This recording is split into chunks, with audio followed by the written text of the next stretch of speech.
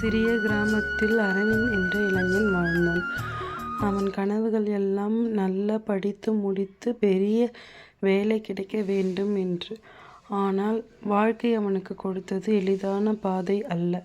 முதல் முயற்சியில் தேர்வில் தோல்வி, அடுத்த முயற்சியில் வேலை கிடைக்கவில்லை. நெருக்கமான நண்பர்களும் விட்டு சென்றார்கள். அவன் மனதில் ஒரு கேள்வி எழுந்தது. நான் எதற்காக இவ்வளவு துயரம் அனுபவிக்கிறேன் என்று. எல்லா பாதைகளும் என்னை வீணாக்கவே அழைத்து செல்கின்றனவா? ஆனால் காலம் செல்ல செல்ல அவன் உணர்ந்தான். தோல்வி அவனை முயற்சி செய்ய கற்றுத்தந்தது. வேலை கிடைக்காத தருணம் அவனை புதிய திறமைகளை கற்றுக்கொள்ள வைத்தது. நண்பர்கள் விட்டு சென்றது உண்மையானவர்களை அடையாளம் காண உதவியது. அவன் சிரித்தான்.